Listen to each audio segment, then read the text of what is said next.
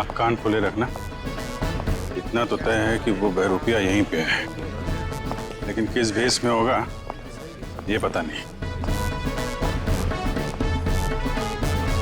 यहाँ से किसी को बाहर मत जाने देना।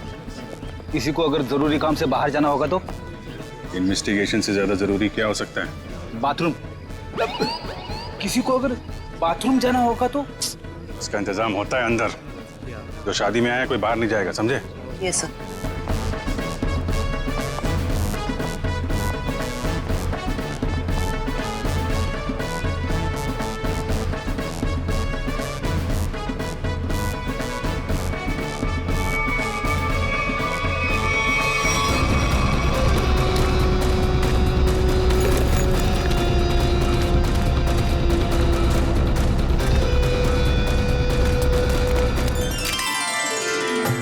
नमस्ते नमस्ते, आइए। अरे भाई साहब, आप वो मंडप वाले हैं ना? जी। बाहर गेट पे कैसे फूल लगाए, आधे तो नीचे गिर गए। जाइए थोड़ा ठीक से लगाइए, जाइए।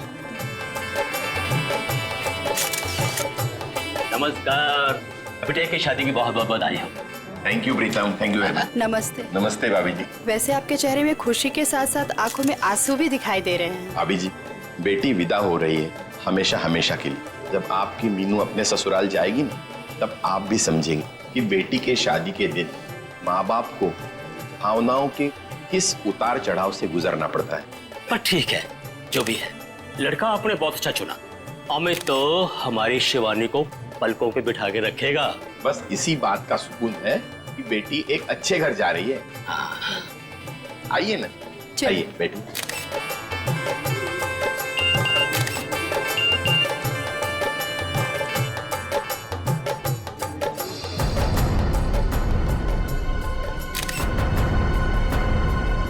ठीक है।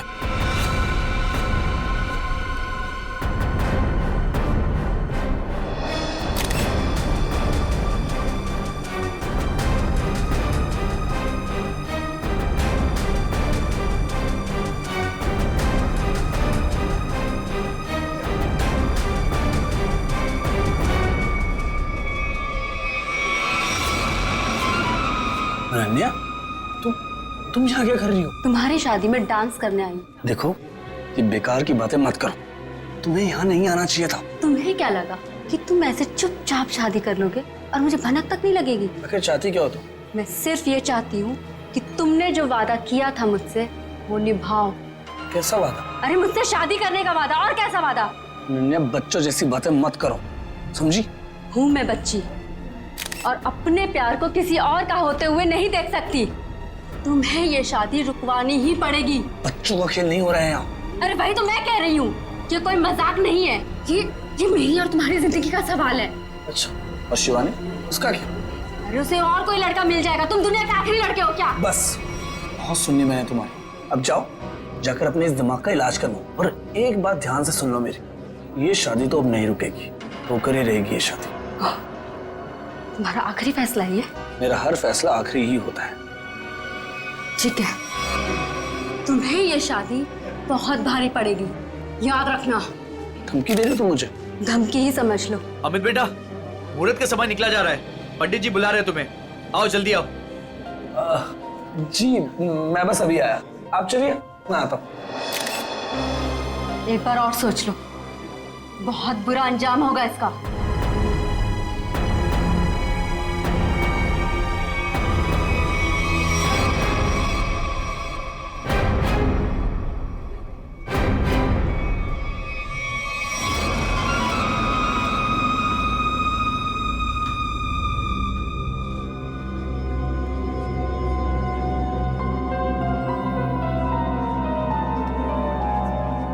Sir, cold drink.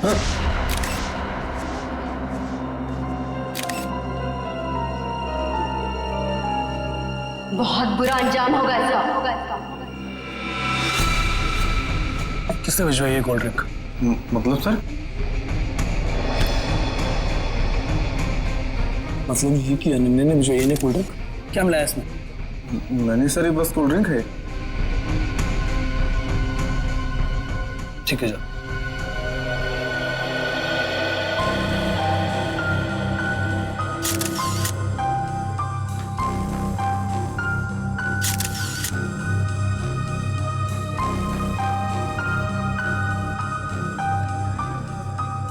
एक बार और सोच लो, बहुत बुरा अंजाम होगा इसका। अरे क्या हुआ अमित, ऐसे क्यों डर गया? नहीं नहीं यार, कोई बात नहीं, तू बैठ आराम से।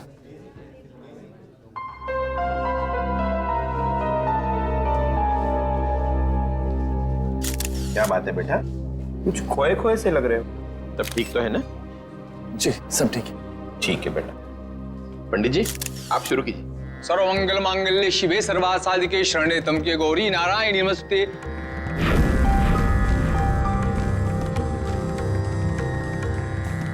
हर्ष जी, कन्या को बुलाई, मुहूर्त का समय हो गया। हाँ अभी एक मिनट। राधिका बेटा सुनो तो, जरा शिवानी को लेके आना। जी अंकल।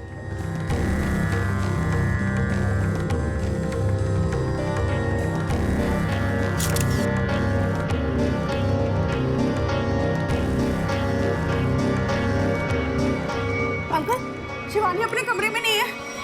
क्या? अरे यहीं कहीं होगी।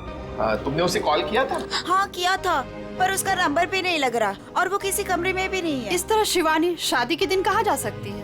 अरे भाभी जी आप चिंता मत कीजिए, यहीं कहीं होगी, अभी मिल जाएगी। अरे ये चीख कैसी? चलो चलो चलो।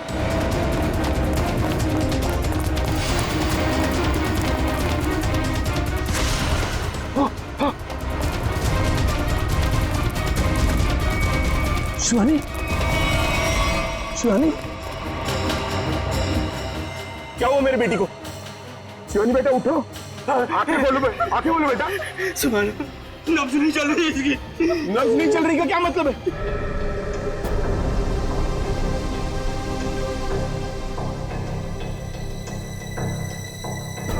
अभिजीत, ये देखो, इस पत्थर पे खून लगा है। लगता है इसी पत्थर से इसके सर पे वार किया गया। बाकी तो खून की फोरेंसिक जांच के बाद ही पता चलेगा।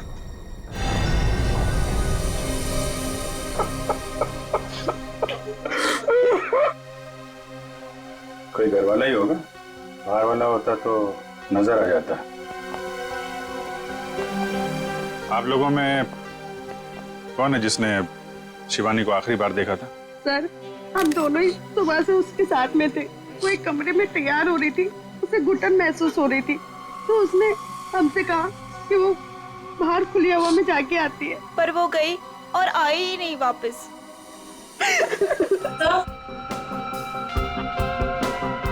सर, ये पेंडेंट मिला है, इसके लहंगे में अटका हुआ था। शिवानी के बाकी गहनों से तो एकदम अलग है ये अल्फाबेट लिखा हुआ है इसमें। ये से तो अमित है, इससे शादी होने वाली थी। अमित, ये पेंडेंट इस पे ए लिखा है, तुम्हारे लिए तो नहीं बनवाया था इसे? नहीं सर, अगर शिवानी ने ऐसा किया होता तो मुझे वो जरूर बताती। अच्छा आप सब लोग जरा ध्यान से देखिए ये पेंडेंट। कोई बता सकता है ये पेंडेंट किसका है? नहीं सर, पहले इसे कभी नहीं देखा। लड़कियों को तो अच्छी तरह ध्यान रहता है कि किसने कौन सा जेवर पहना है। और आप लोगों ने देखा नहीं इस पेंडेंट को? नहीं सर, नहीं देखा। देखिए घबराने की कोई बात नहीं है। अगर कोई कुछ जानता है तो साफ साफ बताइए। ये मत सोचिएगा कि सीआईडी की मदद करने से आप लोग फंसेंगे। पता नहीं इन लोगों ने देखा है कि नहीं, लगता तो ये खूनी का ही है। अच्छा जब ये सब हुआ उसके बाद किसी को बाहर जाते हुए देखा आपने? नहीं सर, कोई नहीं गया जहाँ से। लेकिन कोई पहले आकर चला गया हो तो वो तो पता नहीं हमें। वो हम लोग पता कर लेंगे। उन्होंने अपनी मौजूदगी का कोई ना कोई सुराग तो जरूर छोड़ा होगा, और उस तक पहुंचने की पहली कड़ी है ये पेंडेंट।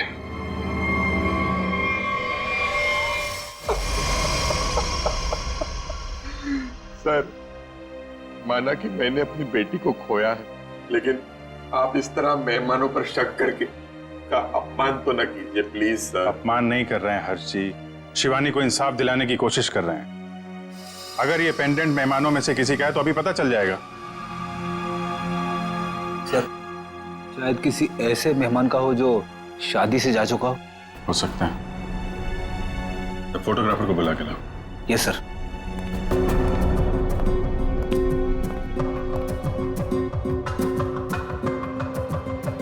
आइए। सर, ये जतिन है, शादी के फोटोग्राफर। जतिन, मुझे शादी की सारी फोटोग्राफ देखनी, एक एक फोटोग्राफ। मगर वो तो 500 से भी ज्यादा है सर। 500 हो या 5000, सब देखनी है। दिखाओ। Okay sir.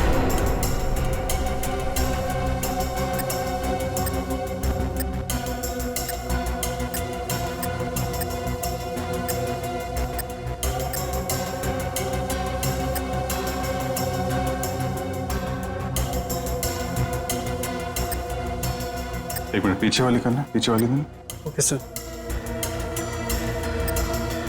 जूम करो इधर, जूम। जयवंती, पेंडेंट देखो, वही लग रहा है।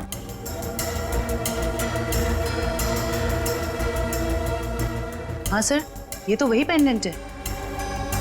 अच्छा, तो ये है वो लड़की। एक्सक्यूज मी, आप लोग पहचानते हैं इस लड़की? हाँ सर, हमने इसे देखा था। वो कोने में चुपचाप खड़ी थी। हमें लगा कि लड़के वालों की तरफ से है। क्या कर रही थी? किसी से कुछ बातचीत कर रही थी? हाँ सर, अमित जीजू से। ओ, मतलब दूल्हे राजा से। अमित, अगर भगवान कठिन समय दिखाता है तो उसे झेलने की शक्ति भी देता। अमित, कौन है ये लड़की? इसको पहचानते हो?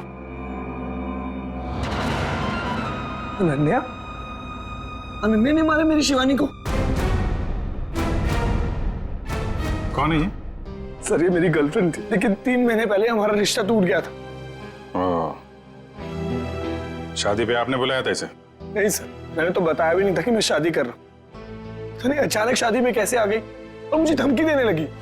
चुप खेल नहीं हो रहा है यहाँ। अरे वही तो मैं कह रही हूँ, ये मेरी और तुम्हारी जिंदगी का सवाल है। बस तुम्हें ये शादी बहुत भारी पड़ेगी। एक बार और सोच लो अमित, बहुत बुरा अंजाम होगा इसका। इतनी बड़ी धमकी दी अनन्या ने, और ऊपर से उसका पेंडेंट भी शिवानी के कपड़ों में मिला है। सर, इस सब से तो ऐसा ही लग रहा है कि अनन्या ने गुस्से में आकर शिवानी को मार डाला। लग तो यही रहा है। आप जरा अनन्या का फोन नंबर और एड्रेस दीजिए। सर, नंबर तो है मेरे पास, लेकिन अनन्या घर बदलने वाली थी और उस घर का एड्रेस नहीं है मेरे पास। कोई बात नहीं, फोन नंबर दीजिए।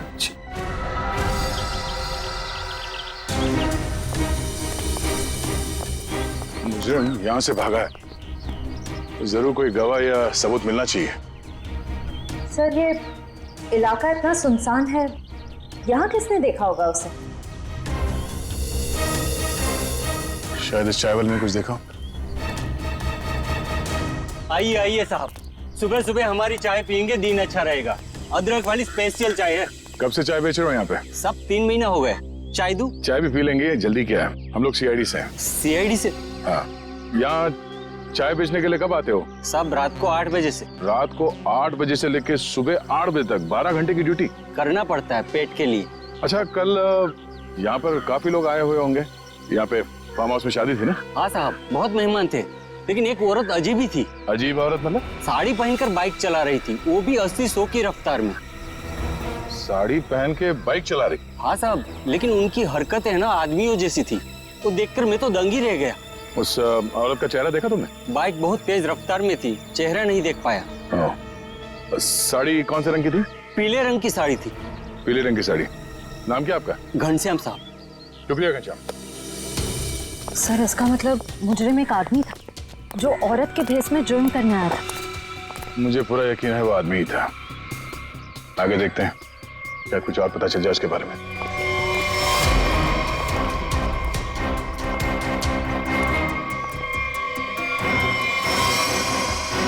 सर,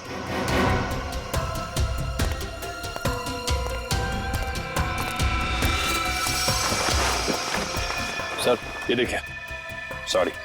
लगता है ये वही पीली साड़ी है जिसके बारे में उस चाय वाले ने हमें बताया। सर शायद ये वही बेरूपिया मुजरिम है जो अलग अलग भेस बदल कर शादियों में घुसता है और लूटपाट को अंजाम दे रहा है। हो सकता है। सर, अब तक तो ये मुजरिम सिर्फ चोरी करता है, कभी किसी का खून नहीं किया। फिर शिवानी? सर शायद शिवानी ने इसको देख लिया और शोर मचाने की कोशिश की। पकड़े जाने के डर से उसने शिवानी को मार दिया। लगता तो कुछ ऐसे ही है। चलो देखते हैं घर में कोई सामान चोरी हुआ है या नहीं। हाँ अभिजीत।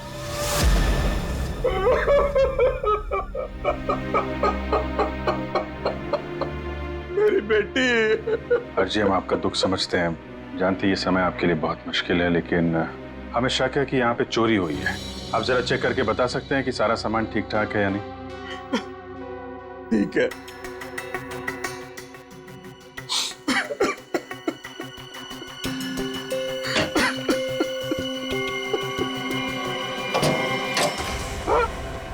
ये क्या? हाँ? सर ये देखिए, सारे पैसे, सारे गहने चोरी हो गए। ये देखिए सर, सब कुछ चोरी हो गया। सर, ये लॉक तोड़ा नहीं गया है, बल्कि बहुत ही सफाई से खोला गया है। मतलब चोर नौसिखिया नहीं है, कोई शातिर है। सर, अगर उसे पैसे और गहने चाहिए थे तो ले जाता। मेरी बेटी को मारने की क्या जरूरत थी? हर्ष जी, आपको किसी पे कोई शक है? किसी से कोई दुश्मनी? क्या लगता है क्यों मारा होगा किसी ने? नहीं, मुझे नहीं लगता मेरा ऐसा कोई दुश्मन होगा जो मेरा इतना बुरा चाहेगा। मुझे तो लगता है ये उस बहरूपिये का ही काम है जिसकी साड़ी दया को मिली थी झाड़े में। अनन्या भी तो हो सकती है सर, वो भी तो गायब है। पता चल जाएगा फ्रेडी, अनन्या का काम है या उस बहरूपिये का, या दोनों ने मिलके किया है। बहरूपिये मुजरिम ने अब तक 5 शादियों में लूटपाट की है, अलग अलग भेष बदल के। कभी पंडित बनता है तो कभी कैटरिंग वाला, कभी टेंट वाला तो कभी बाराती। और लगता है ये इतनी आसानी से रुकने वाला नहीं, बहुत शातिर है। ठीक है सचिन, पर इस बार फर्क ये होगा कि ये अगली शादी में लूटपाट को अंजाम नहीं दे पाएगा, पकड़ा जाएगा। और सर फिलहाल तो अभी शादियों का सीजन चल रहा है, हर दूसरी गली में शादी हो रही है, ये पता कर पाना थोड़ा मुश्किल होगा ये खूनी अपना अगला शिकार किसको बनाने वाला है। ज्यादा मुश्किल नहीं होगा निखिल सर, इस अपराधी के पिछले सारे गुनाहों में एक चीज कॉमन है, ये सिर्फ बड़े लोगों की शादियों में लूट करता है, अमीर बिजनेसमैन, फिल्म के प्रोड्यूसर्स वगैरह वगैरह। मतलब जिसके पास ज्यादा पैसा है उसी को अपना शिकार बना रहा है। मगर इस बार कम से कम 10-15 बड़े परिवारों में शादी हो रही होगी।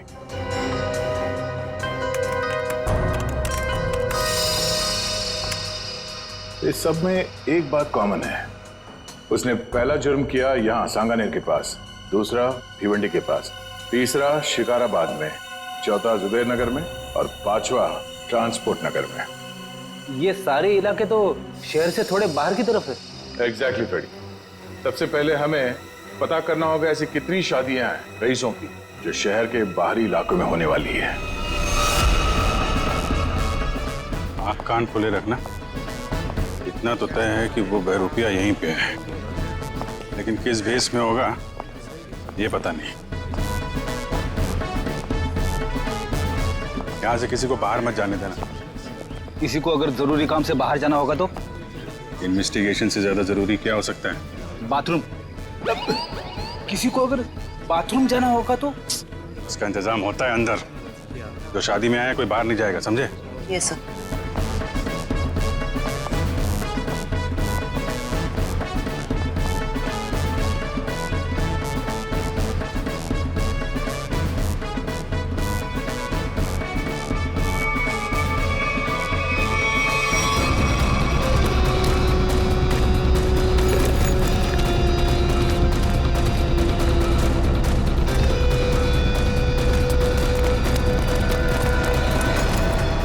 सर, हाथ आते आते रह गया।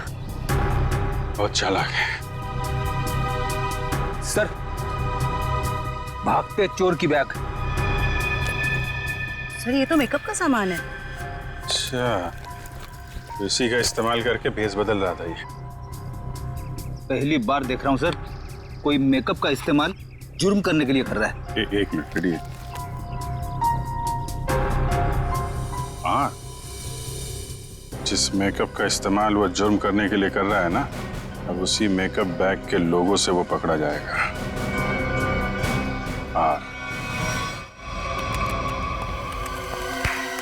हमारे हाथ आते आते रह गया वो मुजरिम। हमने सोचा था उससे ज्यादा चालाक निकला। चाहे वो कितना ही चालाक और फुर्तीला क्यों ना हो, हमारे हाथों से ज्यादा दिन बच नहीं पाएगा। लेकिन कुछ पता चला उस मेकअप किट वाले लोगों से? बस सर 2 मिनट। सर पता चल गया, किसी रोज फैशन हाउस के नाम पे। हो सकता है ये मुजरिम इस फैशन हाउस में काम करता। हाँ सर, इसीलिए वो अच्छा मेकअप कर लेता है हर बार। या फिर ये भी हो सकता है कि वो खुद ही एक मेकअप आर्टिस्ट हो। सर आश्रया, क्या पता चला उस पेंडेंट से जो शिवानी के लहंगे से मिला? सर ये एक कस्टमाइज पेंडेंट खास ऑर्डर देकर बनवाया गया है। बाजार में ज्वेलरी की जितनी भी बड़ी बड़ी दुकानें हैं मैंने हर जगह पता किया। सर एक वेबसाइट है आभूषण.com, सभी दुकानदारों का यही कहना था कि ऐसे जेवर उसी वेबसाइट पे खास ऑर्डर देकर बनवाए जा सकते हैं। आभूषण.com? Yes sir. इस आभूषण.com के ऑफिस में जाके पता करना होगा कि वो ग्राहक कौन है जिसने इस पेंडेंट का ऑर्डर दिया था। सर अनुष्का जी की ड्रेस के लिए ये वाला मटेरियल ठीक रहेगा क्या? बिल्कुल नहीं, उन्होंने कहा था ना उन्हें सैटन में कुछ चाहिए। देखो रवि, ठीक से काम करो और मुझे ना किसी भी कस्टमर की कोई कंप्लेन नहीं चाहिए, समझे? Sorry sir. सॉरी मत बोलो, काम पे ध्यान दो, फिर सॉरी बोलने की जरूरत नहीं पड़ेगी तुम्हें। वैसे बिल्कुल ठीक कहा आपने, इंसान को जितना कम सॉरी बोलना पड़े उतना अच्छा उसके लिए। वो तो है सर, पर आप लोग? अच्छा, आप लोग स्पार्क विहार कंपनी से आए राइट? नहीं, हम लोग CID से।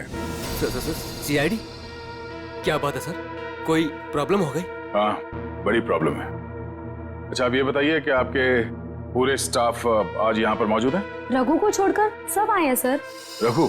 सर हमारा makeup artist. Raghu makeup artist? और आज वो यहाँ किस वजह से नहीं है? सर उसने 2 दिनों की छुट्टी ली है। और ये अक्सर छुट्टी लेता है। आपको कैसे पता सर?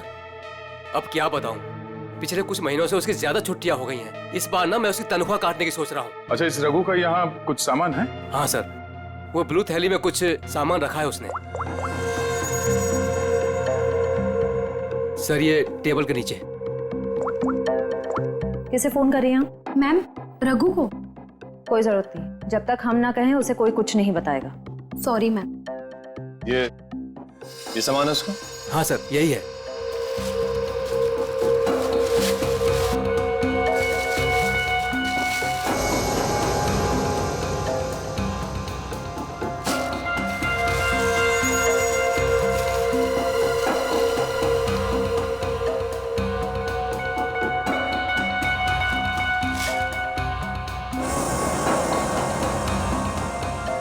सर ये गमबूट्स, नीली टोपी, ये ग्लव्स, ऐसा हुलिया तो उसने कभी नहीं बनाया पहले। ये कैसा हुलिया हो सकता है सर? मुझे लगता है ये कोई इलेक्ट्रिशियन बनने वाला है। ये गमबूट्स, ये दस्ताने, ये सब बिजली के झटके से खुद को बचाने के लिए। अच्छा आप लोगों को रघु के इस सामान के बारे में कुछ मालूम है? हाँ सर, मैंने देखा था उसे ठीक कुछ ऐसा ही सामान अपने बैग में रखते हुए। मैंने पूछा भी कि क्या है ये सब, मगर उसने ठीक से कुछ जवाब दिया नहीं।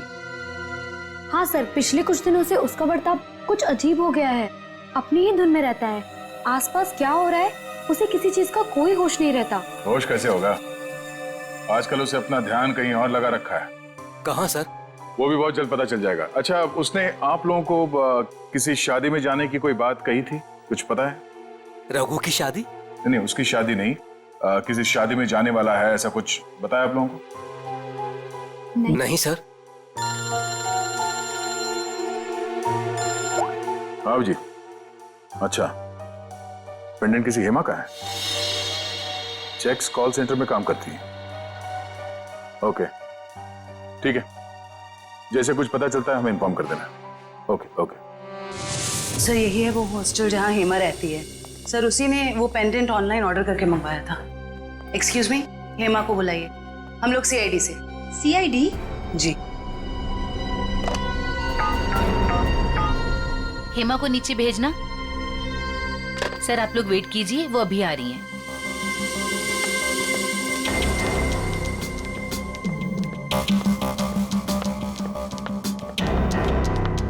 हेमा? जी मैं ही हूँ हेमा, पर आप लोग? मैं जयवंती। मैं फ्रेडी।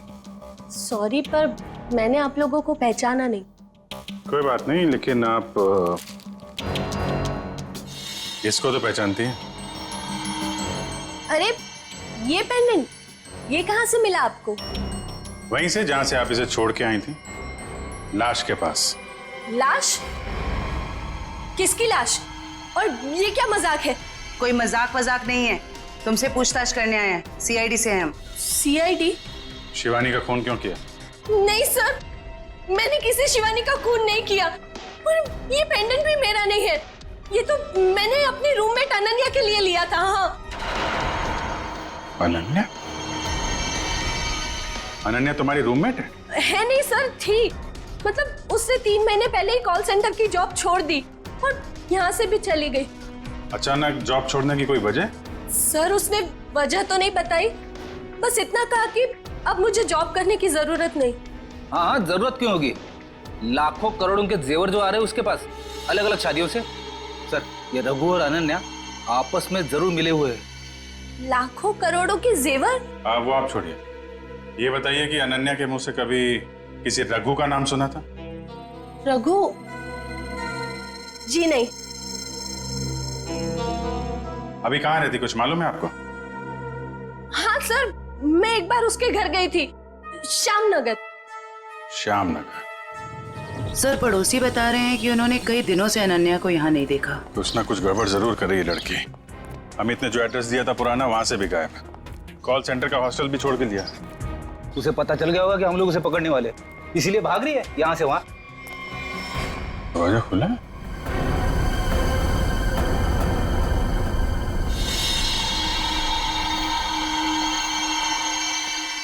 पूरा सामान बिखरा पड़ा है।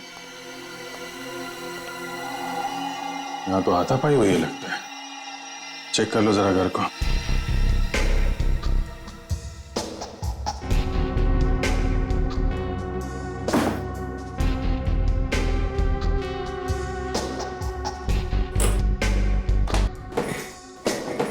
सर कहीं अनन्या की लाश को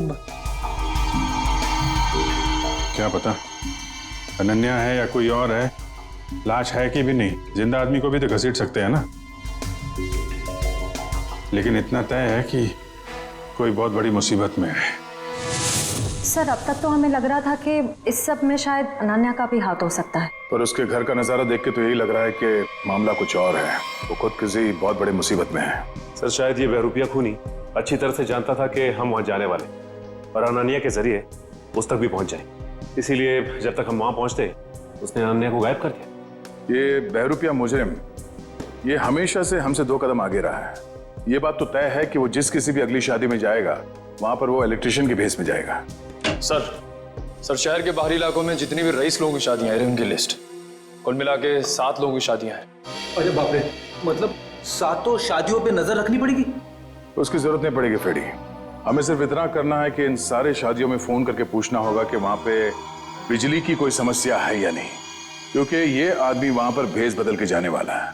और अगर ऐसा है तो अब तक वहां बिजली की छेड़छाड़ शुरू कर दी होगी उसने। कॉल करके देखते हैं। हेलो,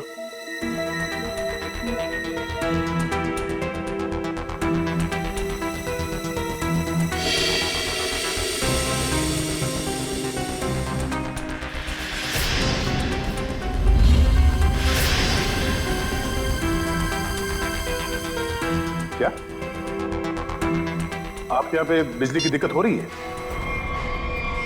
हाँ हाँ, तो आपने किसी इलेक्ट्रिशियन को बुलाया अपने शादी में? बुलाया है?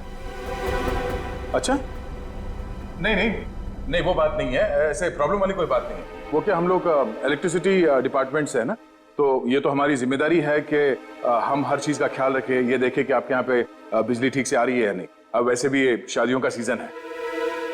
जी हाँ, ओके ओके, थैंक यू। शादी मुबारक हो। या मतलब पनवेल वाली शादी में जा रहा है इलेक्ट्रिशियन बन के? जा तो रहा है, वहां से वापस नहीं आएगा। इसके लिए जेल में मंडप सजाओ।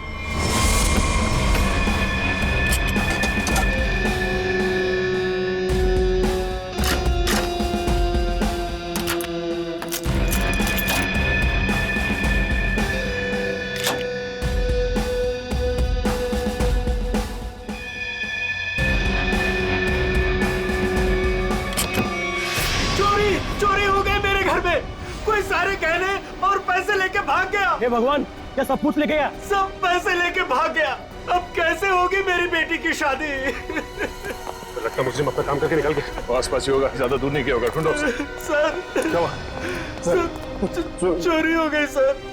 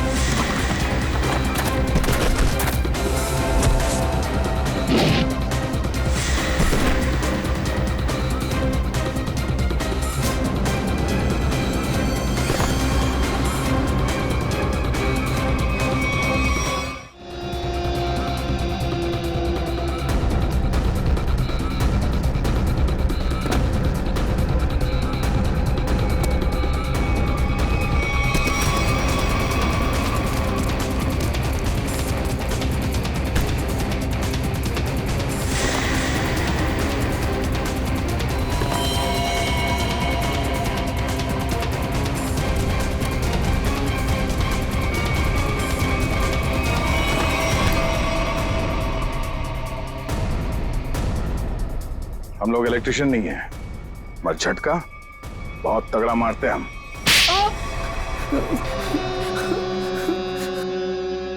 हाँ साहब, मैं अपना जुर्म मानता हूँ। मैंने इन बड़ी बड़ी शादियों में चोरी की ताकि मैं कुछ पैसा जोड़कर अपने बच्चों का भविष्य सुरक्षित कर सकूं। बड़े नेक विचार है आपके। लोग अपने बच्चों की भविष्य को सुरक्षित करने के लिए नौकरियां करते हैं, दिन रात मेहनत करते हैं। तुमने चोरी की और बाकी तो सब बेवकूफ है ना। ऐसा नहीं है साहब के मैंने मेहनत की रोटी कमाने की कोशिश नहीं की। मैंने बहुत कोशिश की साहब, पर मेरे पास वालों ने मेरी पीठ में छोरा घोंप दिया। क्या मतलब है तुम्हारा? काम मैं करता था, उसका श्रेय और इनाम कोई दूसरा लेके जाता था। मेरे नाम की बदौलत बहुत से लोगों ने पैसा और नाम कमाया और मैं गरीब का गरीब ही रह गया। इसलिए तुमने एक अच्छे मेकअप मैन होने का गलत फायदा उठाया। भेष बदल बदल कर जुर्म करने पहुंचे शादियों में। पहले चोरी की, अब खून किया। खून? आप क्या करें साहब? शिवानी को नहीं मारा तुमने? नहीं साहब, मैं बोला किसी को क्यों मारूंगा, मैं तो सिर्फ चोरियां करता था। बहुत हो गया तेरा नाटक। हर्ष जी की बेटी शिवानी का खून नहीं किया तूने? साहब, मैंने उसकी लाश तो पड़ी हुई देखी थी, पर मैं क्या करता साहब, अगर मैं शोर मचाता तो पकड़ा जाता, इसलिए भाग गया साहब। तुम्हें कैसे मालूम कि उसकी मौत हो चुकी थी? हो सकता है उसकी सांसें चल रही हो। तुम भी किसी मुजरिम से कम नहीं हो, समझे?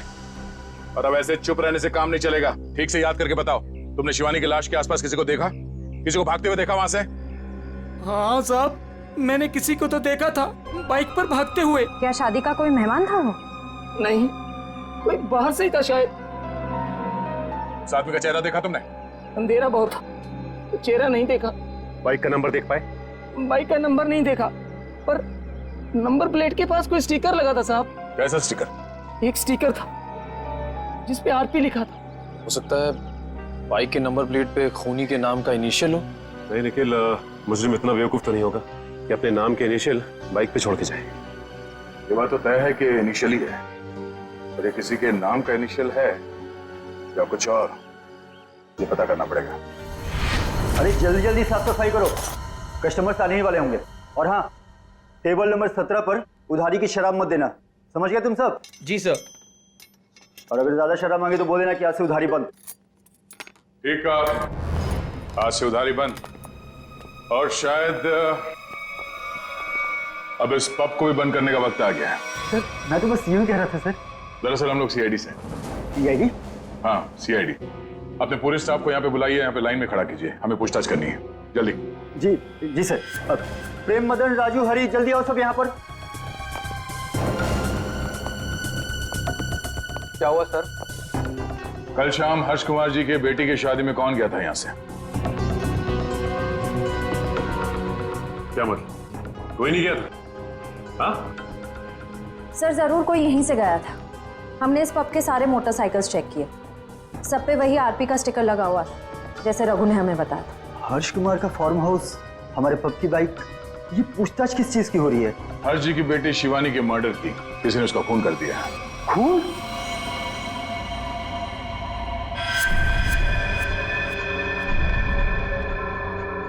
क्या हुआ? ये तुम्हारे हाथ इतने क्यों कांप रहे हैं? हाँ? कल शाम हरजी के फार्म हाउस में तुम गए थे क्या? सर मैं क्यों जाऊंगा, मैं तो उन्हें जानता तक नहीं। तो एयर कंडीशन कमरे में तुम्हें इतना पसीना क्यों आ रहा है? पहुंचो, साफ कर लो। सर पहली बार खून के पूछताछ हुआ देखकर घबराहट तो होगी ना। ऐसी घबराहट तो उसी को होती है जिसने गलत काम किया हो। तो जरूर कोई ना कोई है यहाँ जिसके हाथ खून से रंगे हुए हैं। मैनेजर साहब, जरा अपना हाथ दिखाइए। सर मैंने कुछ नहीं किया सर, मैं तो कल रात 1:30 बजे तक यहीं पर था। हमने कब कहा खून होने का समय? हमने बताया नहीं। तो आपको कैसे पता चला कि खून 1:30 बजे से पहले हुआ? मैं तो बस बार बंद होने का टाइम बता रहा था। ओ,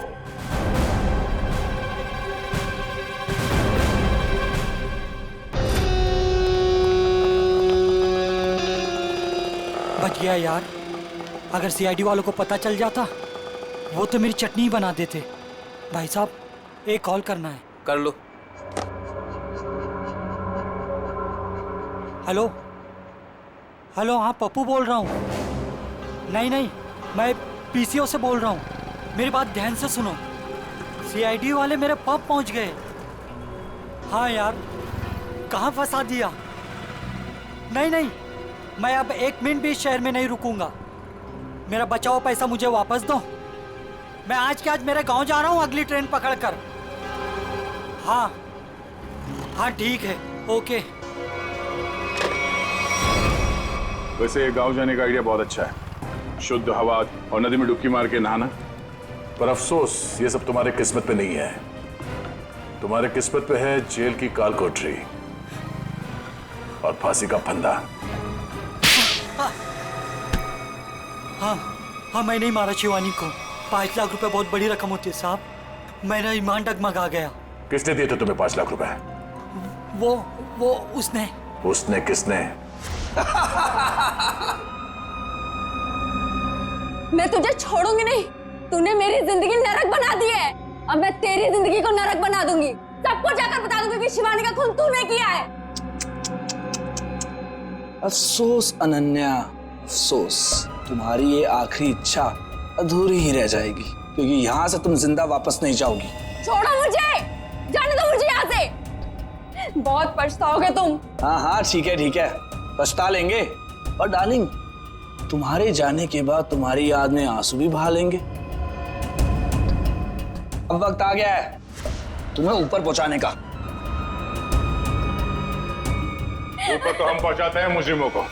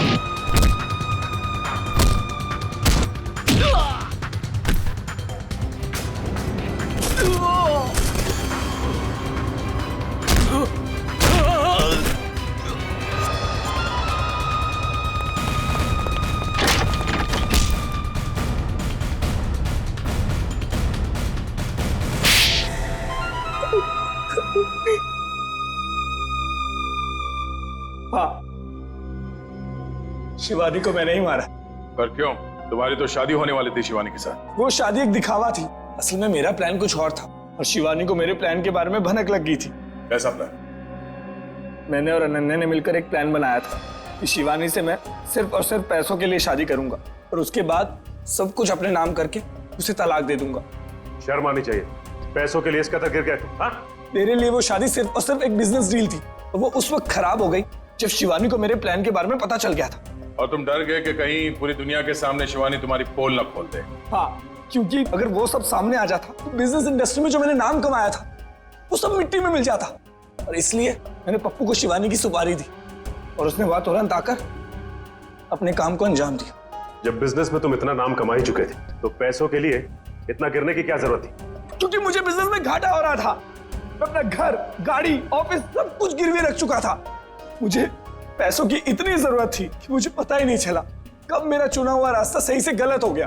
तुम्हारे इस गलत रास्ते में इस अनन्या ने तो खूब साथ दिया था, फिर तुम इसे क्यों मारना चाहते थे? क्योंकि सर दिन रात इसके दिमाग में सिर्फ एक ही चीज चलती है, मुझसे शादी करना। उस दिन शादी में भी आकर इसने मुझे धमकी दी थी कि अगर मैंने शादी कैंसिल नहीं की तो इससे बुरा कोई नहीं होगा। तुम्हारा वो पेंडेंट शादी के दिन शिवानी के लहंगे पे कैसे पहुंचा? बाहर जाते वक्त मैं उससे टकरा गई थी, तो शायद संयोग से। इसका मतलब है तुम नहीं जानती थी कि ये अमित शिवानी को मारने वाला है? सर मैंने कहा ना आपसे कि इसके दिमाग में सिर्फ एक ही चीज चलती है। ये आज भी मुझसे यही कह रही थी कि अगर मैंने इससे शादी नहीं की तो इस सबको जाकर बता देगी कि शिवानी का खून मैंने किया है। गलतफहमी थी कि तुम मुझसे प्यार करते हो, लेकिन आज वो गलतफहमी दूर हो गई है। उम्मीद है तुम्हारी और भी कई गलतफहमियां दूर हो गई होगी कि जुर्म के रास्ते पे चल के कभी किसी के सपने साकार नहीं होते। तुम्हारा फैसला तो अदालत करेगी, पर तुम्हें तो शायद फांसी ही होगी।